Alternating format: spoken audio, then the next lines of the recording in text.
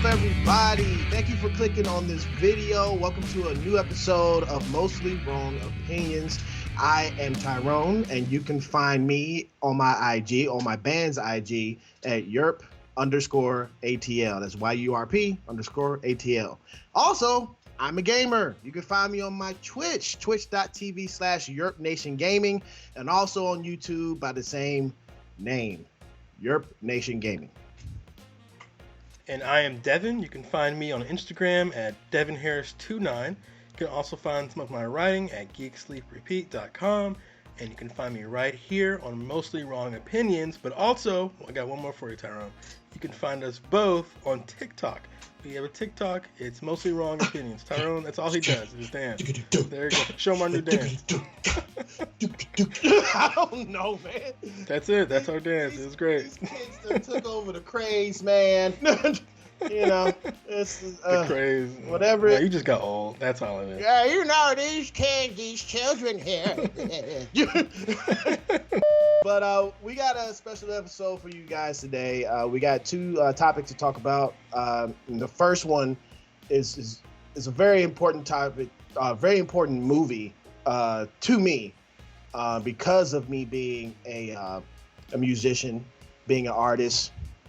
And this movie is United States versus Billie Holiday. Don't you know who this is? She was thinking of something more special. I'm downright flashy, you know.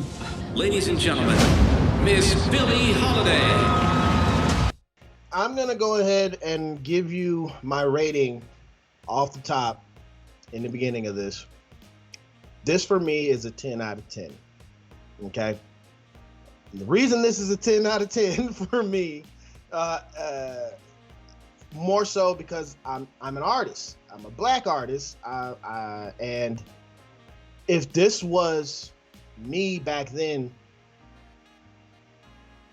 I wouldn't know what to do, man. It hurt. It hit me so much on expressing, you know, who I am. You know what I'm saying? It's just the whole thing about the song "Strange Fruit" that the United States government was stopping her from singing because it created a uproar with people, which we already knew what they were talking about, what the uproar was. It's some more racist bullshit, you know? And, you know, I'm not going to get too deep into it right now. I want to let you go ahead and talk on it and tell me what you think so far of it. Yeah, so I don't think this is a 10, and I don't think this is anywhere near a 10, but I do understand why the subject matter might be close to you. And again, if you like a movie, I'm not gonna knock that. Like, if you like it, again, I'm jealous. Like, I love it. I love when people love movies, and sometimes I like to just hear them say it, hear them tell me that they love it, so that maybe I can experience that too. But for me, the subject matter was good, and this is something Lee Daniels is really good at. He's really good at finding the hot topic and like grabbing it really hard. He's not afraid to do that, and kudos to him for that. But I don't think this is a director who I think one day has an excellent movie in his future. He does not have this movie yet, though. He always gets close. I think this is a guy who, like, when I was watching the movie, I kept thinking, okay, this is a guy who's like looking at greatness, but he can't quite turn his whole head. Like his eye will look, and then you're like, oh, and then he turns around and he does something really stupid, and you're like, what? You gotta tell me what the stupid thing is. It'll undercut the whole film. Okay, sure. I'm gonna tell you. The movie opens with a really arresting image. This isn't a spoiler or anything. Not that you can spoil this movie because it's a biopic, but it opens on a very arresting image, and the image is a group of white men standing around it looks like a burning corpse of a black man. Now this is and it looks real. And I'm pretty sure it is real. This is like a very provocative image to start your movie on, and I'm like, oh. But then Lee Daniels does what is the tackiest, worst thing you could do, especially in the context of the image we're seeing. He puts words on top of it. And the words say, Billie Holiday has a song named Strange Fruit, and the United States doesn't want her to play it. And I'm like, what? That's the movie. Don't show me that. Don't say it. Show me that. And that is storytelling 101. He does this thing where he has people state things first before he shows it, and it's like, damn. He does this a lot. Like there's an awesome scene later where Billie Holiday, she gets off this bus. That's what I want to talk about. She's oh, give me 1 second. I'm gonna talk about it. This is a great scene. It's the best scene in the film. She gets off the bus to go pee. She hears someone crying. It's a little girl. She goes to the little girl. The little girl's crying. She looks, and the little girl's crying over her father hanging from a tree. It's a horrendous scene. Yeah. Mother, okay, excuse me. Hanging from a tree. It's a horrendous scene. And it's shot really well. And it reinforces why Billie Holiday must sing Strange Fruit, right? Because this whole time she's getting a lot of pushback, and she is starting to doubt herself. She's starting to think, well, maybe I shouldn't be doing this. Maybe I should just be a good girl and not sing this provocative song. But then she's like, oh, I see why I must sing this song. And that moment is great, but it's only great if you ignore that opening part where they essentially explain everything I just said. They literally just write it out on the screen. It's only great if you ignore that. And if you ignore, there's an earlier scene where someone's like, a group of FBI guys are standing around a room and they're like, we don't want Billie Holiday to sing Strange Fruit. And we're gonna stop her. If they weren't so explicit saying that, if they let us discover these things with the film, I feel like that scene would have been a true gut punch. But the thing is, I think the reason why they felt comfortable saying all of those and putting that into the script, because it's common knowledge. You can Google what this whole thing is about, and they're saying in the Google article saying that this is what happened to Billie Holiday because of her singing this. I'm not debating that. What I'm debating is how he's telling us. You don't want storytelling 101 is that you don't tell things. You show them, right? It's become a cliche. You show, you don't tell. But he does this thing where he will have a character literally stand there and state something. Just state it instead of showing us. Like I wanted that opening thing, the words in the beginning of the film, I wanted that to be cut out. And I wish we could have just seen this firsthand. How I imagine Billie Holiday herself saw it. I imagined a scene where she's singing all her hits, which are all about love, and everyone's loving them. And I could imagine a scene where she's doing this and everybody's dancing or swooning to her love songs. And then she turns to Strange Fruit, and the white people get mad. That would have been interesting. Then I would have known, oh, white people don't like Strange Fruit. But instead of that, they literally tell you, white people don't like Strange Fruit. And I'm like, ugh, if only we could have discovered that with Billie. But we didn't. We have to be told it. And this undercuts what I think could have been a great moment and a great film. But Tyrone, I know you felt differently, and I'm running my mouth, so please. You, man, the scene that you just said hit me the most. I had to pause the movie because after seeing that up there, and then her going into the house, and it was a constant. There was no cuts. There was no cut at all. It was the camera following throughout the whole. I think the camera did cut, but they hit them. Okay. They hit the cuts. But it looked fluid. It looked very fluid, and it's like you felt the pain, you felt the suffering, you felt, just like you said, the reason why she had to sing Strange Fruit, and.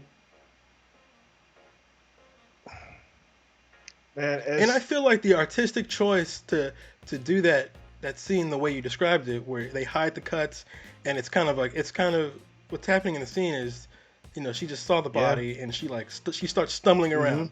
And what happens? She tries to run away from Billy. with Billy starts stumbling into different. She literally, physically stumbles into different scenes. Right? She stumbles to her left, she's in a house. She stumbles to the right, she's on stage. And it's really good because we know that Billie Holiday has drug issues. So with that in mind, with that kind of context, that scene, that's the best scene in the film. Where they bring all the pieces together, and it's shot really well. It's shot really interesting, and unfortunately, I think that scene could have been more powerful if we were allowed to experience it the way Billie Holiday experienced it, instead of us being, because we were prepped and primed for that scene about 17 times before it happened. So I felt like that undercut it. Let's talk more so about the performances in this. Man, I personally have to give it up to Andra Day. I have to give it up to her because she bared her soul and the soul of Billie Holiday in this movie. She deserves the accolade of this because she just won the Golden Globe for Best Actress, and she's the second black person to do that. And the first was Whoopi Goldberg. And this is not an actress. And she's not an actress. She's a singer. She's a singer. So it's like she came on the scene with her first role. Now she is going to be called to be doing a lot of things. I assume she would be. Yeah. I cried. I'm with you. I cried. I'm a Cancer. I'm emotional, whatever. But it's just, I cried because I really felt like she landed the emotionality of the scenes, and it coming from a musician, a black musician who wants to be like, you can't stop me from telling this. You can't stop me from telling the truth about my people. You can't. You know what I'm saying? And it's like if me and my band, Yerp, if we wanted to write a song, which we have wrote songs about the government and things like that. Our next single is gonna be called Let's Go. This is fighting against all the oppression and fighting against all bad stuff. You know what I'm saying? And the lies that the governments tell. If imagine someone saying, "Oh, you can't write Let's Go," you can't because it's gonna start a anger or something like that. That's the whole point. The whole point of it is to be angry. The hope is to look within the words of this song and find the truth in it, and we can probably get to change. You know what I'm saying? We can use that as a tool to help change their minds in a positive way. And I don't know, man. That whole thing just made me bawl. I'm getting almost teary. I'm with you. I can tell, man. I can tell. But let me break this up just a little bit. Let me back to Andra Day, and then we're going to talk about the song "Strange Fruit" in particular. But so Andra Day, she is a singer, but she is not a actress, and she, I think, gave probably one of the best performances I've seen in years. She truly, like you said, it was a very vulnerable role, and she gave it her all. And for an actress, for someone who, for an actress and a singer, for someone whose livelihood depends on how she appears, she was very unselfish. She was more than willing to look like, be blunt, to look terrible. Like and this is rare. This is not something you see very often, especially at a lot of female actresses who, if they look bad in the film, they may not be called back for the next film. She did not care. There's a scene where her hair's crazy, her eyes are bad, her eyes are yellow, her teeth are black, and some scenes she is like, it's about vulnerable. She's like literally naked in some of the scenes. Yeah. Like, dang. Compare that, and this is the most unfair comparison, but compare that to Gal Gadot's performance in say Wonder Woman. In Wonder Woman, there's a scene where Wonder Woman is supposed to look beat up. She's supposed to look at her worst. She's lost all her powers. She's about to lose the love of her life. And the camera is pushed in really close to her face. And you can tell this is supposed to be at her worst. And yet she still... Looks glamorified. Did not amazing. I'll never love again. I pray that isn't true. There's a wonderful, big world out there. This crazy new world. She has like a little scuff here, and that's it. She wouldn't allow them to make her look not incredible. Andra Day is a beautiful woman, and she is more than willing to throw all that into the garbage, that's a big deal for people whose image is a big part of their career. It's a big deal. She is more than willing to throw that in the garbage and like you said earlier, man, bare her soul for this role. And like, damn, it was great. It made me think. It made me think. Andra Day and Lee Daniels, they must have been on the same page, because whatever Lee Daniels, the director, was selling, Andra Day was buying, because she trusted him and her image that much. Like, wow, like I thought that was amazing. I can't wait to see what she does in the future. It kind of reminds me of when an actor gains weight, lose weight to fit into the skin of that character. Absolutely. It's like Matthew McConaughey movie where he lost all that weight to play that the guy that was he had AIDS, right? The guy, and he lost all that weight to commit. Yeah, and that's right. it's like I'm not gonna be Mr. Sexy Matthew McConaughey and worry about my image. I'm going to put my all into it. That's a tough thing to do. And when you make a movie, right, you got to think about how long you've got to look like that, right? 6 months. The scene might last exactly. The scene might last a few minutes. The movie might last a few hours. But you gotta look like that for a long time. And Andra Day, she committed to this. She had the voice inflections. I can't imagine that was easy on her throat. And this is a singer, and she's like making herself do that like growly thing that Billie Holiday does. I can't do it. But. Some singers, they won't even speak out of like fear of hurting their throat. But she was willing to like drag her throat through the dirt like that. That is amazing. I thought she was incredible. And without her, I think this movie would have been frankly, I think this movie would have been atrocious without her.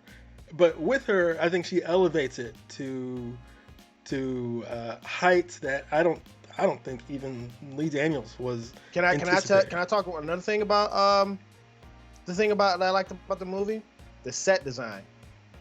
Like the set design was incredible, and the costume design was really good too.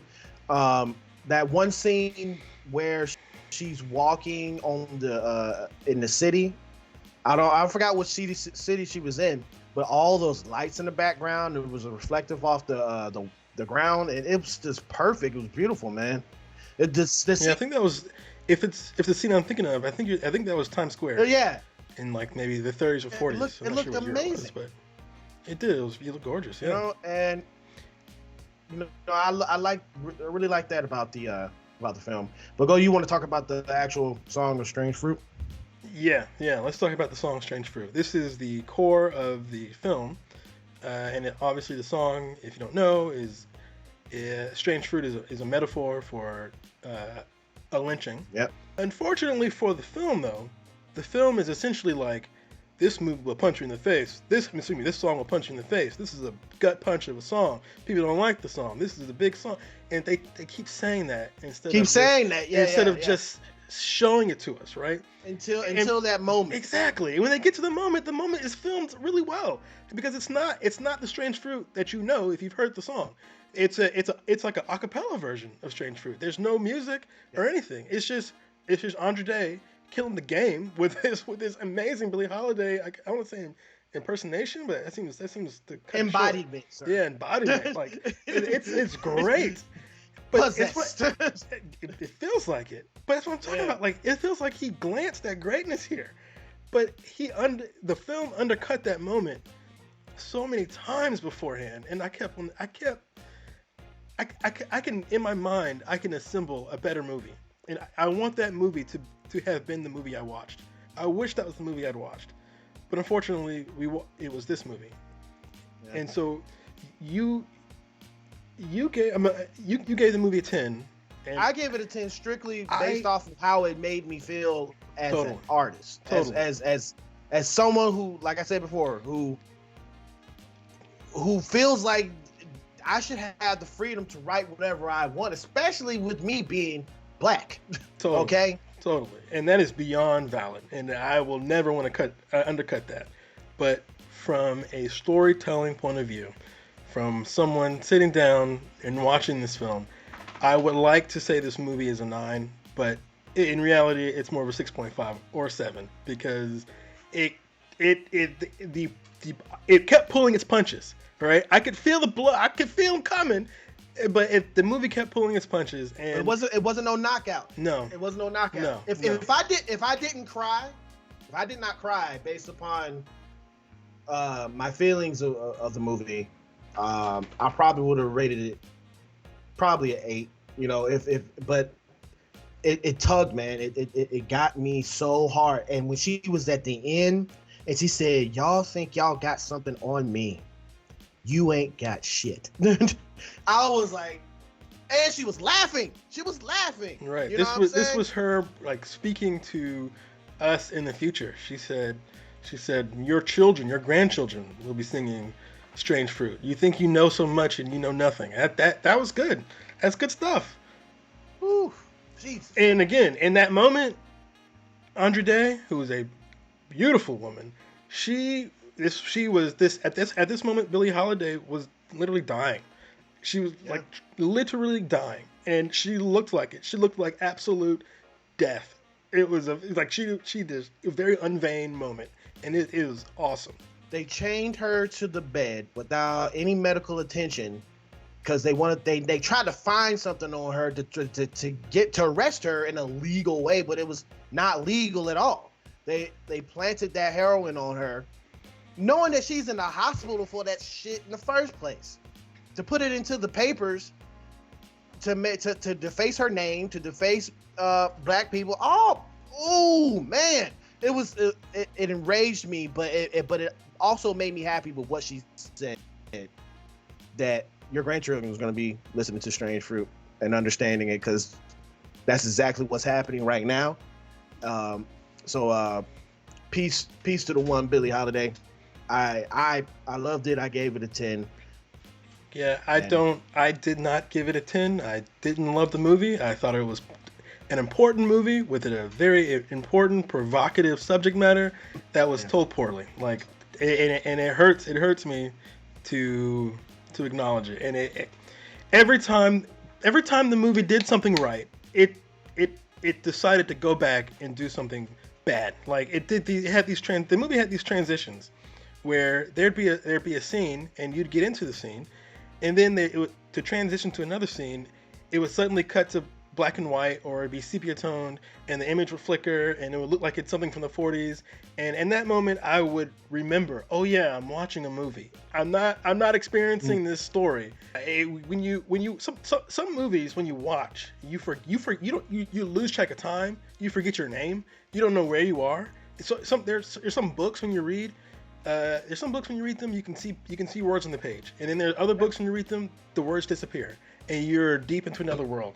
And so sometimes the movie will get to the point where you'll forget where you are, you'll forget the time of day, and you will be into the film, only for it to have this transition, which rips you right back out of it, and you're like, oh yeah, okay, I'm watching Billie Holiday. I'm watching this thing about Billie Holiday, and it's like, the movie kept undercutting itself. It was like riding in a Ferrari that was like low on gas, So it's like you start going. It's like, wow, that's I like that. And then it just the engine kicks out, and you're like, what? And then you have to kick the door a little bit, and then it goes, and it starts going up again, and the engine kicks out, and you're like, I know I'm in a Ferrari.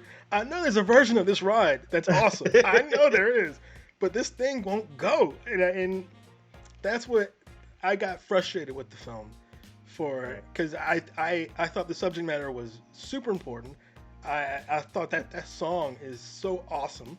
I thought Andra Day's performance was killer, and I was ready to ride this Ferrari. But the movie could not truly reach the potential that I thought it had. So that's why I give it like a 7. Okay, fair enough. But I love the fact that you like the movie. I love that kind of stuff, man. That gets me excited. I love it. Yeah. So that's what we do here on Mostly Wrong Opinions, man. You know, that's the beauty of it, that we could agree to disagree and find the joy in that. You know what I'm saying? Because the secret is no one's opinion is actually wrong. But exactly. Yeah. that's the secret sauce. Don't tell nobody. But don't tell nobody. Exactly. But before we get to the next topic, I just want to remind the viewers, please hit that like and don't hit the like button, but hit the subscribe button. You can hit the like button too. You can hit the like button too. But hit the like button and subscribe to the channel. You know what's interesting that we didn't talk about while we discussed this film, which is probably the problem? We didn't really talk about the plot, did we? And that is kind of the big problem with the film. There are these big issues that are being juggled, right? And you can tell Lee Daniels is juggling them. And there are moments where he like does a little trick, and you're like, ooh. But at some point in the film, each big thing hits the ground. Like, he talks about strange fruit, but it gets undercut by him telling us things instead of showing us. There's a point in the film, and which is probably the meat of the film, where Billie Holiday has a relationship with a freaking FBI agent. That's probably the meat of the film. Yeah. We didn't even hit on that. And that's because at some points it's working, and then at some points it's boring and it doesn't do anything. True. So I think this is why it's a difficult film to talk about, because the themes are really good, and the story has a lot of potential, but it never quite, in my opinion, soars. I got you. It's cool. All right, I can see that. It also kind of they added the other things about when it was like when the FBI agent took the heroin. Oh, yeah. And then he got like transported into like back in time where she was a little girl, and she took him through the whorehouse that her mom. I was like, okay, all right. He was seeing things from like her perspective. I'm like, oh. And she literally takes him by the hand and shows him her life, and it's like a life that he definitely didn't have because he came from privilege. So it's like, oh man, that's good stuff. I'm like, we cooking with fire right now. The Ferrari engine is roaring. I'm like, oh, okay, all right, I'm right there for it. I'm like shaking. I can feel that engine going through. But then the next scene, it's like it's like something. It'll do that little flicker thing with the image, and it'll do this 1930s thing. I'm like, oh yeah, okay, yeah, I forgot. I'm watching the movie. I got transported into Andra Day's life. Sorry, I said Andra Day when it's Billie Holiday. Ooh. That tells you everything about her performance. But it's like I got transported into Billie Holiday's life, but I forgot. I'm supposed to be watching a movie. My bad. Right. So, a lot of the persecution from Billie Holiday was from the FBI, that was led by J. Edgar Hoover. And do you know the irony of J. Edgar Hoover? He of course he was extremely homophobic, and he did not like black people. And he's the one that investigated MLK, and there's some conspiracy theories that maybe he even tried to have him killed, or was the one who did have him killed. But the irony of it is, we know now that J. Edgar Hoover was almost certainly gay himself, and we know now that I don't know if J. Edgar Hoover himself. This is difficult, but J. Edgar Hoover was not pure white. If he took a 23andMe, J. Edgar Hoover might have been as much as 25% black. So he this was a man who struggled with his own identity. He was going through his own little Billie Holiday story, and this is why he was. Never knew that. This was why he was going after Martin Luther King. This is why he was going after gay people, because I think he saw himself in a lot of these people, and I think there's a lot of self-hatred. And he hated it. Exactly. And he hated it. And compare that to Billie Holiday, who would not be herself. She would not stop singing that song. She herself was bisexual. She didn't care if people knew it. She walked out in the open with her girlfriends. She would not be herself. And I can't imagine how infuriating that probably made Hoover. And it probably is what fueled a lot of his persecution of her.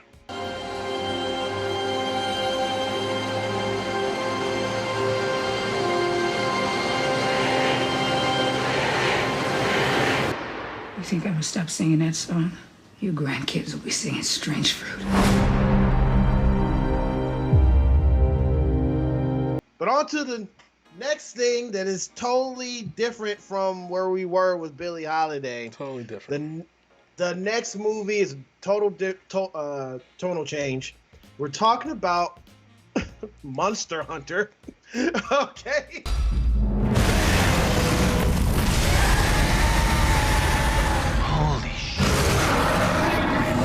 Now, how many videos on YouTube do you think talk about Billie Holiday and then talk about Monster Hunter? Monster Hunter. I bet Zero.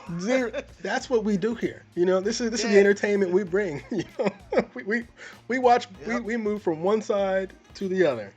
Billie Holiday to Monster Hunter. Mm-hmm. This movie is based off the video game Monster Hunter. I've only played, I'm gonna be honest with you, an hour of Monster Hunter. I've never played it.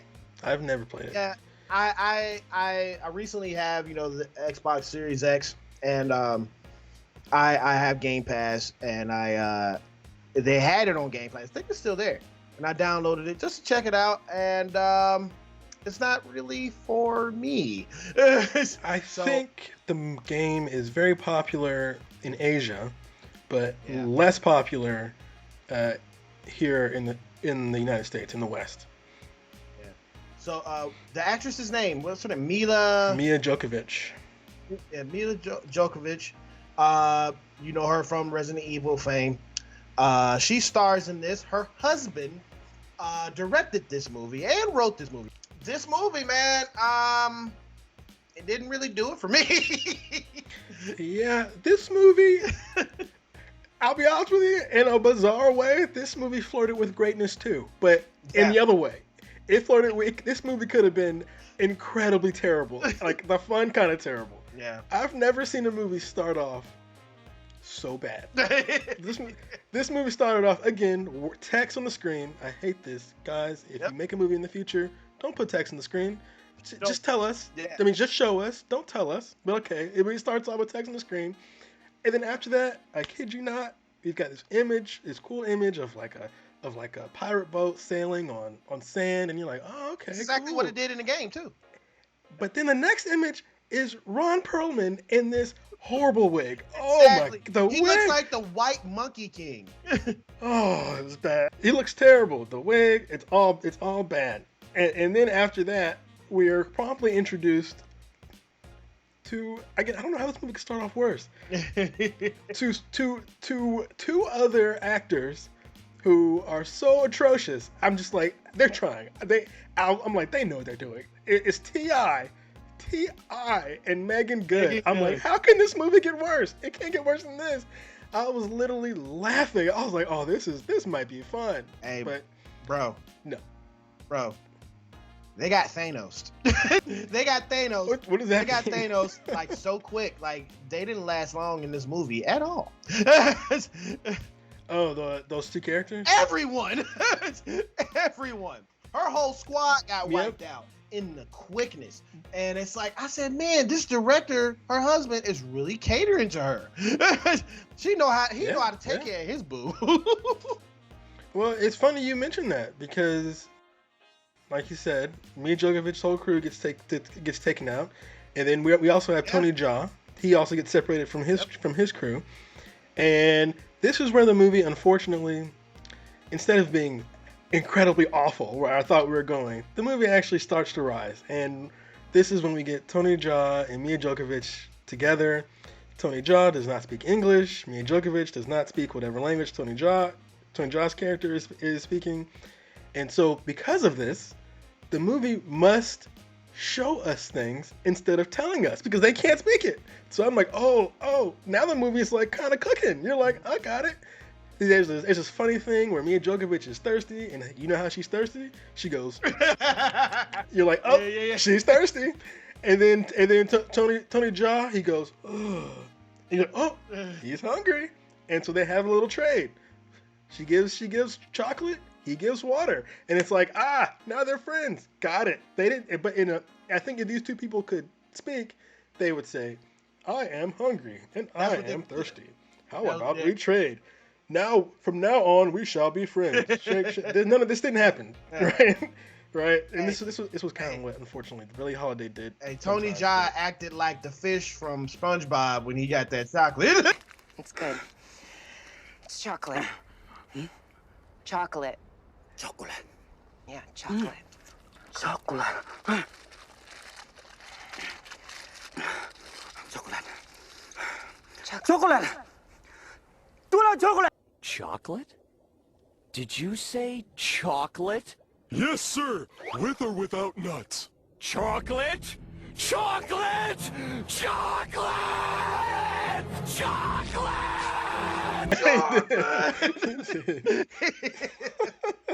He did.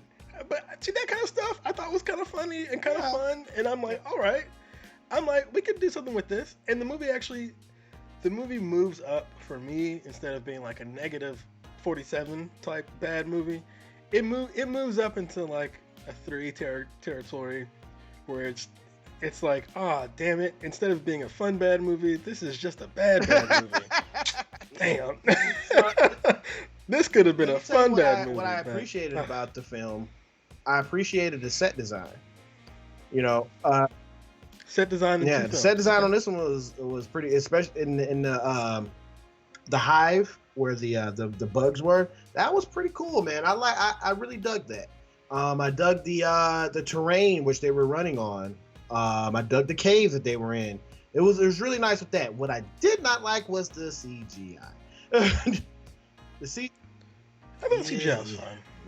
Nah, but I feel like if you're focused on the CGI, you've got a bad movie. And it doesn't matter what the CGI actually looks like. The CGI could be good or bad, but if you see the CGI, you got a bad movie. It wasn't like Mortal Kombat Annihilation CGI.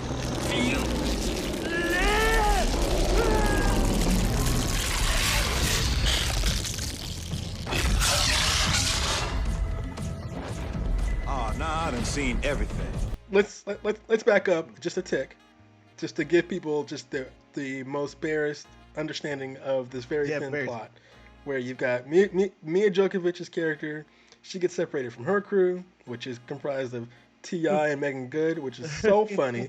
T.I. and Megan Good, they're awful, and then I think it's like 2 other like brown-eyed people soldiers that don't matter because they get killed too.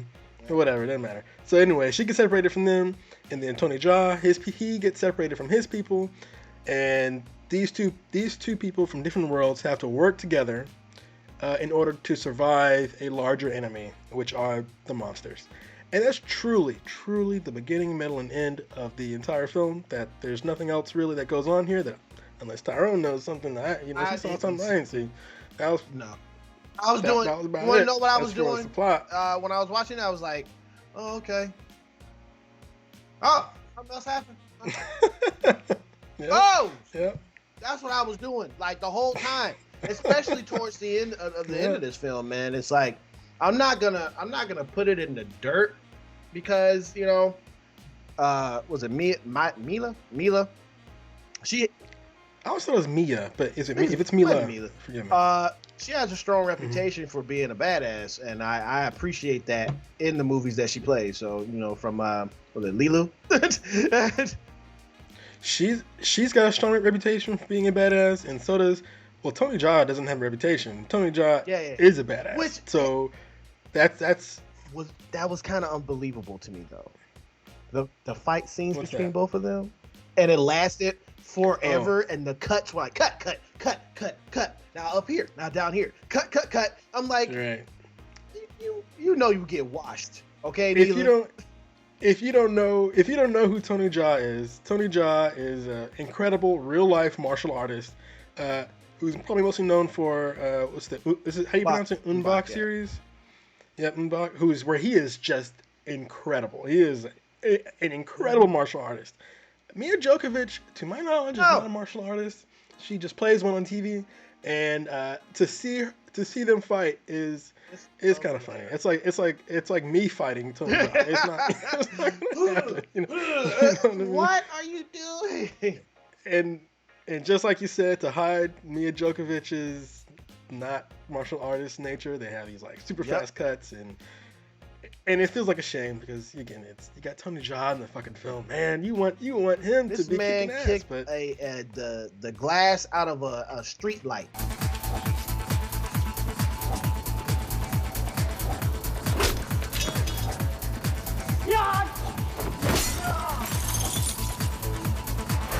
he didn't do that in this movie. No. He did that in a different If he did that in this movie, that would have boosted up from a 3 to a 4. Because I agree, this is a 3. You know, yeah. Ron Perlman is pretty bad. Mm-hmm. It's pretty bad, man. Yep, he's bad. The movie, it could have been fun bad because the costumes are atrocious. There's like the wigs are crazy. The weapons are huge, They got and you're powers. like, okay, Weapons this could got be a fun powers. bad movie. Oh yeah, the weapons have powers. They like lit up. They had like a little light show going. They look like Tyrone's lights in his background. You know, you put them together, they light up. You know? And then there's this like ridiculous like synth score. And listening to that score was hard on the ears after listening to the Billie Holiday film. So this could have been like a fun bad movie, but instead it was just like a bad movie. It was the kind of movie where you looked at your watch. Yeah, and I didn't even get a chance not to at look at the all. watch. I looked at the inside of my eyelids several times. I was like, hey, eyelids, how y'all doing? Okay. But what I did see when I did open my eyes was some video game accuracy. The cat. I figured That's the the cat was thing. in the video game. He wasn't buff. He was smaller and cuter, but and he wasn't cooking. No, it's just that. Yeah, the movie does this thing, and this is probably how I imagine a lot of people who don't watch Marvel movies, this probably happens to them all the time, where the film will just like pause for a second to show you, like Tyrone said, a human-sized cat cooking a steak, and he's like winking at Milla Jovovich, and you're like, what in the hell? Yeah, blowing kisses, and I'm like, what is this? But I'm like, okay, you're right. This is from a video game, and maybe that's a reference to something in the game. Now, where that island? Yeah, that was. And the dinosaurs, all that was real. Not real, but all that was in the video game. The desert wasn't there. The desert wasn't there. It was actually that ship was in the actual sea. That dragon was in the video game. The one that she battled in that world, and also in the world she comes from. Because in the beginning of the movie, she gets transported. Her and her crew gets transported there by this mysterious storm, and the storm looks like a storm that you would have in a tropical area, not in the middle of a desert. That's a good point. But what's funny is when she gets transported, I didn't initially understand she got transported because she was in a rocky desert. This was important. She was in a rocky desert at first, but then she gets transported to a sandy desert, and this is supposed to mean something to me. I'm like, oh, she's in a different desert. Okay, got it. In our mind, it's like she could have just walked 15 feet and it would have been. Because that's what she did, Tyrone. They were in the same desert. They just moved the camera over. You know? That's what she did. She walked 15 feet to the next scene. Oh man. Yeah. But we weren't supposed to know that. See, stuff like that's like fun bad. I'm like, oh, that's so funny. And then there's like another really fun bad scene early on after they get transported. So before they got transported, this was Alpha Team, and they were looking for Bravo Team. And so they're like, where's Bravo Team? So they get transported, and they see Bravo Team, and Bravo Team's dead. They've all been burnt up. And the way they approach it, to me, is so funny. We can see that they've been burned, right? But then someone says, they've been burned. And I'm like, yeah, they have been. And then someone else is like, the fire must have been hot. I'm like, I assume so, if they've been burned. And then someone goes, what's this? And someone says, that's glass. And someone says, why is glass here? Because the sand got melted. What could have melted the sand? Something really hot. I'm like, what? I know. Whoa, I just could not believe. I'm like, yeah, it's hot. I know. I get it. They got burned. I can see that. A better film would have just had them walk through the desert, and then they go, they step on glass. They say, what's that? They pick up the glass, and they look up, and there's Bravo Team burned. And they say, oh, damn, we better get out of here because we don't want to get burned too. And they turn around. That's it. But this was a whole sequence with them picking up glass, and they kept saying, hotter than napalm.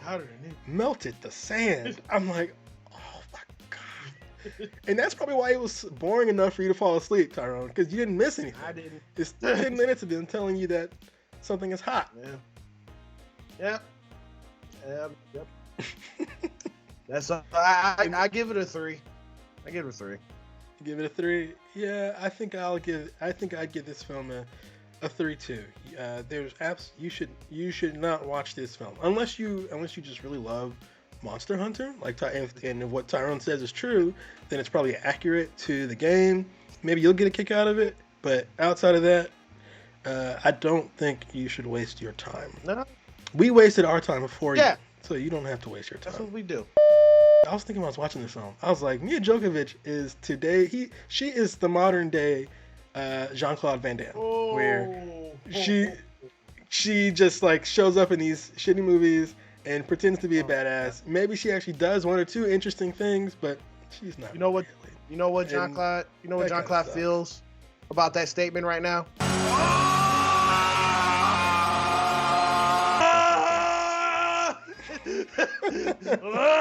That's what he feels like right now. He had a role to play back when in his heyday, and he played it well. And I think Milla Jovovich has a role, and I think she plays it well. And I didn't know that this director was her husband. So to me that makes sense because, like you said, he took care of her. I thought she looked great. She not just like physically looked great. I thought she came off well in the film, like, as well as you can in a Monster Hunter movie. Like, to be honest, could you see her in a romantic comedy? You're like, oh no. Not really. But she's good at being like tough and Oh, but there's some great cringe moments in this film though, which I did kind of wake up a bit because I was like, that's so stupid, and that, like there's that moment where they're like traveling through.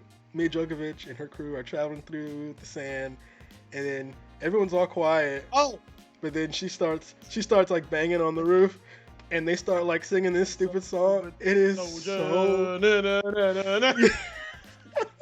This is so funny. Do you know what it made me think of? It made me think of The Wolf of Wall Street, where he's like.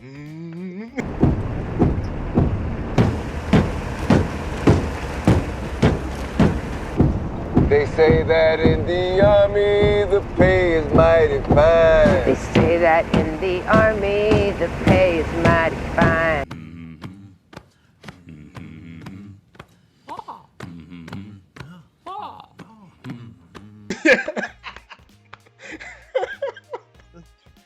I was like, this is where I thought the movie. I was like, oh, we're reaching some interesting lows. We're gonna have fun. But no, unfortunately, the movie is actually fairly competent, and which actually makes the movie somehow more boring. So it's not worth your time. Yep, not worth your time. You heard it here, folks, right here on Mostly Wrong Opinions. that's all we got for today on this episode. Next episode is going to be featuring Justice League. We're going to be talking about Justice League, the great old Zack Snyder cut. You know, the 6 episodes? I think so. I don't know. You just turned me out to the whole thing. I'm like, oh yeah, he broke it up, and it's gonna be like multiple episodes. That sounds awful, man. Hey, guess what? That sounds like guess what? We gotta go through it. You know, we gotta go through one of those. Oh my god. We do it so you don't have to. Don't want to. So no, we gotta go through that. We gotta go through that. And we're gonna also be talking about the first episode of Falcon Winter Soldier next week. Okay. But I do want to remind you guys to subscribe to the page. Again, my name is Tyrone, and you can find me on Instagram, my band's Instagram, YURP_ATL. And I am also a Twitch gamer. You can find me on twitch.tv/YurpNationGaming and right here on YouTube with the same name, Yerp Nation Gaming. And I am Devin. You can find me on Instagram at DevinHarris29. You can find some of my writing at GeekSleepRepeat.com. You can also find me right here on Mostly Wrong Opinions. But I need you to follow us on TikTok at the same name, Mostly Wrong Opinions. And dance while you get it, okay? Yeah, send us your best Jean-Claude Van Damme dance. That'd be awesome.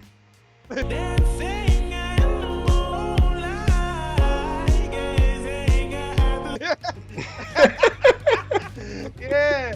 There you go. Also, just remember, you know, to leave a like or dislike, whatever it is your opinion. But do remember, it's mostly wrong. You guys have a good one. Peace.